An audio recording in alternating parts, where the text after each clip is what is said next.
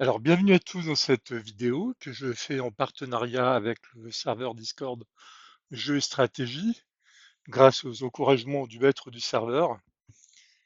Et il s'agit alors de vous expliquer le contexte. Il s'agit du tournoi d'hiver de Slytherin Matrix sur le jeu stratégique Command, War in Europe. Et le deuxième tour de la consiste à jouer le scénario de 43 en double miroir. C'est-à-dire qu'on va jouer deux parties quasiment en simultané, enfin qu'on essaie en simultané face à un adversaire. C'est-à-dire que dans un cas, on jouera l'axe contre les alliés, dans l'autre cas, on jouera les alliés contre l'axe. Et donc, il s'agit de faire mieux que son adversaire, en fait, étant donné les positions qu'on a. Ce qui est une sorte d'égalité parfaite, à condition que chacun joue au même rythme des deux côtés. Et les parties avancent en même temps. Alors là, je vais vous montrer ce que je pense du côté de l'axe. Alors, ce qu'il faut savoir, c'est que dans tous les tournois, la base, c'est on connaît les positions de départ. Donc le premier tour est important. Moins on a de temps dans le scénario, et plus le premier tour est important. Et il est très important justement aussi parce qu'on connaît les positions de l'autre. Donc c'est très simple. Moi, j'ai souvent fait un aller-retour de l'un à l'autre dans des options au-dessus sur le même scénario. Soit, comment dirais-je, moi j'ai fait des captures d'écran, hein. Alors, il y a des gens qui vont dire que c'est de la triche. Ils ont le droit de pas le faire. On va être tout à fait clair là-dessus, je n'ai aucun problème là-dessus. Simplement, il faut le savoir, hein, la chevalerie, ça gagne pas les batailles. Je rappelle que les Mamelouks ne trouvaient que c'était pas très chevaleresque ces armes à feu. Donc quand les Turcs ottomans leur sont descendus en Égypte, ils ont écrasé et on n'en a plus jamais entendu parler d'eux au niveau royaume. Et quant à la chevalerie française, Crécy-Azincourt nous montre bien que la chevalerie, ça n'aide pas à gagner les batailles. Ça fait des beaux romans, ça fait des beaux films, mais ça ne gagne pas. Donc là, capture d'écran de la vue globale. On voit donc où sont les amas d'unités. Donc on voit qu'en Angleterre, il y a des gens aux États-Unis, il y a des gens en Afrique et il y a le gros front russe. Alors, très rapidement, l'Angleterre, il n'y a pas grand-chose. Pas trop d'avions, pas trop de. C'est pas une menace immédiate. Par contre, l'invasion de la Sicile, ça, on voit que les Alliés, ils ont 7 amphibies de près. Dedans, il y aura 2 HQ, 2 tanks, 3 corps et un parapet à sauter et un peu d'aviation. On va voir ce qu'on a en face. C'est pas forcément ce qu'il faut. Alors, le front russe au niveau sud, ça va, sauf que c'est des armées en face de corps, mais bon, c'est pas non plus une situation désespérée. Le front russe au centre, il y aura Moscou-Smolensk. C'est pas non plus, c'est assez loin, donc c'est pas le danger principal. Le front russe au nord autour de Leningrad, bon, on prendra pas Leningrad, mais c'est pas sûr qu'il agit qu'à Berlin avec ce qu'il a ici. Le gros corps de bataille russe, il est ici à Kursk.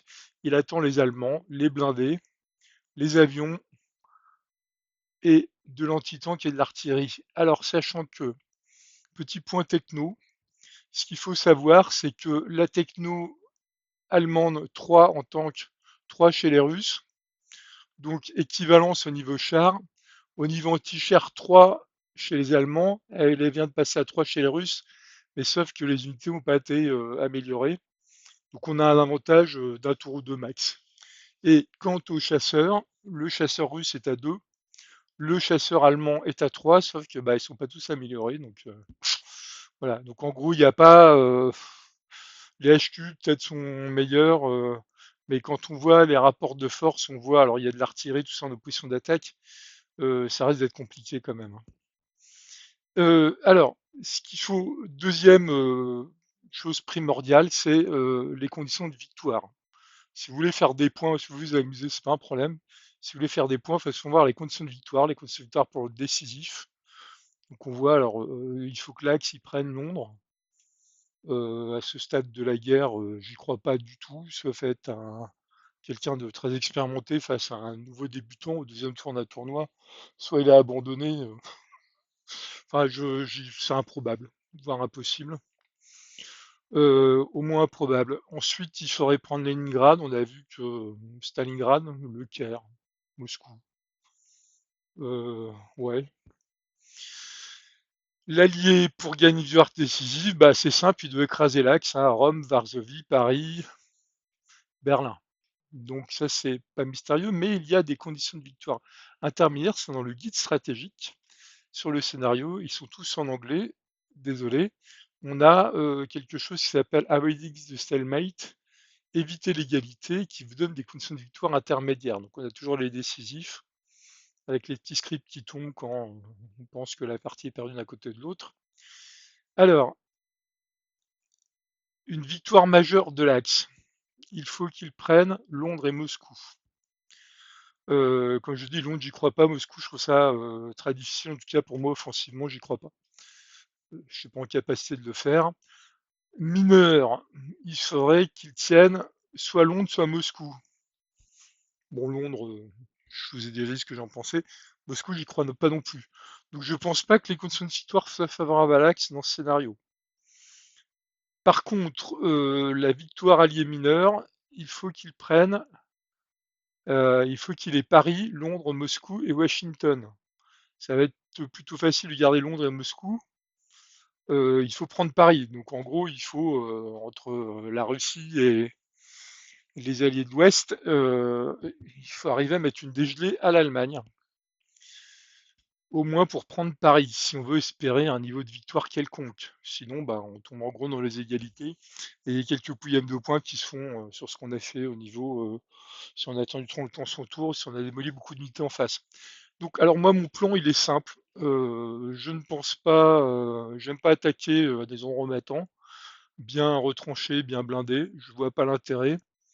Moi, mon plan, c'est de démolir, retarder l'allié de l'Ouest, à savoir le débarquement en Sicile. D'abord parce que ça va me permettre de gagner un tour avec l'Italie. Ensuite, voire plusieurs. L'Italie finira par tomber hein, parce qu'elle est trop fragile dans ce scénario. Elle a déjà perdu toute l'Afrique du Nord. Maintenant, si Palerme, si la Sicile tombe, il suffit que des alliés mettent le pied en Italie du Sud et par exemple prennent Naples, qui est un objectif de victoire, et l'Italie tombe. Et alors c'est la catastrophe parce que si on n'a pas déployé les unités allemandes, la première fois qu'un pays est conquis, tout le territoire tombe aux mains de celui qui l'a conquis. Donc ça veut dire que si on n'a pas des troupes allemandes un peu partout, les Alliés peuvent très bien se retrouver avec des troupes, des territoires contrôlés ici. Grosse catastrophe. Hein. Bon. Donc si il faut tenir la Sicile au moins un peu de temps, le temps qu'on puisse produire et faire quelque chose pour éviter un désastre. Alors, j'envoie un HQ parce que l'HQ, c'est le cheville ouvrière d'une bonne bataille, la stratégie de commande. Ça permet d'augmenter les stats des unités et donc du coup de avoir un avantage sur tous les combats. Je mets toujours en auto-assist parce que c'est moi qui choisis, il prend les unités sans que je lui demande, mais il choisit automatiquement celle, voilà, si j'ai pas envie de m'en occuper. Et ensuite, bah, je vais ramener du monde. Et quand je dis ramener du monde, bah, on va prendre les blindés de Kursk, on va envoyer les généraux allemands se faire pète parce qu'ils y connaissent rien à la guerre moderne, et on va nous essayer d'assurer la victoire. Donc il faut que je trouve des unités qui sont sur les chemins de fer d'une part, et d'autre part, le deuxième problème, très clairement, c'est qu'il faut, j'ai un nombre limité de points de redéploiement, 114. Donc c'est-à-dire que je ne vais pas pouvoir déployer toutes les unités que j'aurais souhaité. Donc un maximum, je mets des armées parce que c'est, comment dirais-je, beaucoup plus solide que des corps. Alors moi, je préfère les symboles non autant, hein, les symboles, chacun choisit ce qu'il veut. Après, il faut être habitué, en fait, c'est surtout ça. C'est-à-dire que quand vous voyez 4 soldats, c'est une armée, 3 soldats, c'est un corps. Il y a des différences de combat assez fortes. Alors, j'ai aussi un petit tank à ramener, parce que c'est bien les anti-tanks, on a vu qu'il avait des blindés. Alors, où est-ce que je l'ai planqué? Il est ici, voilà. Et ça peut aider pour la contre-attaque, rejeter les alliés à la mer. Alors, je peux encore faire deux mouvements opérationnels, mais je n'ai probablement pas deux armées. Alors, qu'est-ce qui me reste? Alors, il y a certainement, là je fais un déploiement, peut-être que vous ferez le vôtre à votre sauce, vous trouverez mieux à faire, hein, il y a toujours mieux. Je vous donne le principe, je vous laisse vous occuper du reste. Voilà, et donc ensuite, ben, je pense qu'on va envoyer un corps, on va envoyer le corps français parce qu'on a vu que la menace n'était pas avérée, et comme ça c'est bien entouré. Donc, deuxième chose, la capitale est tenue, donc c'est bon. Alors, j'aurais bien voulu envoyer une DCA, mais le problème, c'est que la DCA, elle est pas sur les rails, là, donc c'était pas possible. Et envoyer un avion aussi, ça aurait été bien, mais bon, voilà, il n'est pas à portée. Ce sera pour le tour d'après. Si on a bien réussi avec la défense de la Sicile, au tour d'après, on peut ramener du monde pour contrebalancer un peu l'influence alliée. Alors, qu'est-ce qu'on fait avec les troupes allemandes qui restent? Bah, c'est simple, on se replie. On se replie derrière le Dniepr ici. C'est pas, voilà, c'est comme historiquement ce qui était prévu. Sauf que c'est pas ce qui a été fait, sans doute parce que les généraux allemands se croyaient plus forts que les Russes, et que du coup, Adolphe aussi pensait que plus on se défendait loin, mieux c'était.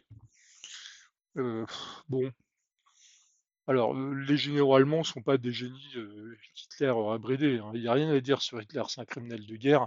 Sans lui, la guerre n'aurait pas lieu, des millions de personnes sont mortes à cause de lui, les généraux allemands sont ses complices. C'est absolument pas des victimes qui n'auraient fait qu'exécuter, et ils n'ont pas montré une compétence particulière face aux Russes. C'est plutôt les Britanniques qui n'ont pas été très bons au début, les généraux britanniques, et les généraux américains qui ont eu un peu de mal aussi. Mais par rapport aux Russes, ils ont franchement pas été à la hauteur par rapport à l'espace technologique qu'ils avaient, par rapport à la branlée qu'ils avaient mise au départ aux Russes. Clairement, ils ont pas fait leur boulot, et c'est tant mieux pour nous. Nous vivons dans un monde libre et en paix. Alors, en tout cas pour l'instant. Donc voilà, le simple, il faut toujours protéger les HQ et prévoir de faire en sorte que les unités fragiles puissent reculer. Alors, quelque chose d'important aussi, c'est le ravitaillement. Sachez que, vous voyez, le ravitaillement, il est ici à 5, c'est le ravitaillement sur le tour même, et c'est depuis une deuxième fois, il y a le ravitaillement le tour d'après. Un bon ravitaillement égale les unités bien en forme pour combattre. Donc, débrouillez-vous pour que vos HQ soient dans des villes, si possible, ou quand ils reculent, qu'ils soient soutenus par des HQ qui, eux, soient des villes, et leur source de ravitaillement, il y a un carré jaune, c'est-à-dire qu'ils s'en tirent comme source de ravitaillement, qui lui permet d'aller au loin. Tout ça est décrit dans le manuel. Si vous avez d'autres questions, je pourrais vous expliquer, peut-être faire une vidéo là-dessus. Alors, donc, où est-ce que je le mets? C'est pas très important. Je vous montre un peu le. Alors, se replier sur des positions, on va dire, où il y a de quoi, souvent dans les bois, on est mieux retranché. Les avions aux alentours des HQ, puisque c'est des sources de ravitaillement. Là, vous voyez, je mets ce HQ là sur la ville pour, comme ça, on voit que le ravitaillement qui est comme ça, avec ce HQ qui sert de, il passe à 10, il nourrit les deux, c'est sympa. Alors c'est blindé à 8. Je vais essayer de les mettre en deuxième ligne pour la raison, comme ça je vais pouvoir à la fois les améliorer, s'ils sont qu'à 2, et en plus les renforcer par la suite si c'est possible. Donc les avions. Alors c'est bien de faire reculer parce que là le russe il va avancer, donc quand on fait intervenir un avion, son mouvement est réduit. Donc si on permet, comment dirais-je, une bonne pour bien s'en tirer, il faut que l'avion soit suffisamment loin pour pouvoir intervenir sur un son de 2 tours. Si c'est pas clair, c'est normal, c'est pas clair au moment où je le dis. Donc voilà, donc un recul généralisé, c'est ici le plus délicat parce que où est-ce qu'il va aller ce HQ? On va l'envoyer vers le Dniepr, et surtout où peut aller cette artillerie. Alors pareil, un recul au maximum, là je vais aller sur la ville. Là comme j'ai pas pu reculer, c'est le point faible modèle, hein. Il est bon en défense, mais malheureusement, il va pas pouvoir reculer assez. Alors, là on a vu que il y avait des soucis. Il y avait souci. Alors je recule sur du chemin de fer, hein, c'est pareil pour pas faire du redéploiement. Là j'ai vu qu'il y avait du russe qui peut me tomber dessus, donc je mets pour couvrir le quartier général allemand. Il faut les protéger, hein, c'est le cœur de votre défense, le HQ. Si vous le perdez, vous risquez de plus avoir du tout de ravitaillement avec les troupes, donc qu'elles se fassent tailler en pièces. Et derrière aussi, tout un tas de choses vraiment, vraiment désagréables. Voilà, donc j'ai fait mon repli. J'ai de la cavalerie. Alors cette cavalerie n'a pas du tout été améliorée, donc elle va se faire exterminer au premier choc. Pareil, j'essaie de la reculer de façon à pouvoir l'améliorer un peu au tour d'après, parce que là, j'ai pas les points qu'il faut. Pour le reste, je crois que je vous ai à peu près tout montré. Dernière chose, la défense de la Sicile. Voilà. Là, on a mis des troupes. C'est très bien. Mais il faut envoyer la flotte italienne. Alors, quel est l'intérêt de mettre des navires ici? C'est-à-dire que quand il va débarquer ici ou là, le navire en défense va lui tirer dessus et donc il va prendre des pertes avant même de pouvoir faire son attaque amphibie. Sauf si le navire est détruit. Mais ça signifie qu'il va devoir y consacrer des ressources. Donc là, un petit mouvement rapide pour qu'il aille ici. Comme on a regardé les positions de l'adversaire, on sait qu'il y a un sous-marin anglais ici, donc le tout c'est de ne pas surquer dessus. Et puis alors là, on fait des choses plus risquées parce que ça va pas aller au port, mais le principe c'est le suivant, c'est que la flotte italienne, de toute façon, l'Italie va tomber, donc elle va pas rester disponible. Donc on peut la sacrifier. Alors, la sacrifier raisonnablement, c'est-à-dire que je ne vais pas envoyer les navires à 5 non plus. Le but n'est pas de tout perdre non plus, le but est de chercher sur la Sicile, et puis ensuite on verra pour le reste. Bon, le sous-marin, lui, va se positionner de façon pareille à ce que les amphibies soient embêtés, qu'ils soient obligés de sortir du destroyer. Je suis pas sûr qu'il en ait tant que ça de ce qu'on a vu sur les captures d'écran. Donc voilà, ma défense est en place. On n'a plus qu'à attendre de voir ce que font les alliés et je dois terminer. Le repli russe, bah non, il est terminé aussi. Donc on peut en arrêter là. Je vous remercie d'avoir regardé la vidéo. N'hésitez pas à nous rejoindre sur le Discord. Si vous avez des questions en commentaire, n'hésitez surtout pas. Et puis une vidéo suivra sur ce que je ferai avec les alliés, notamment pour contrer mon plan de bataille, par exemple.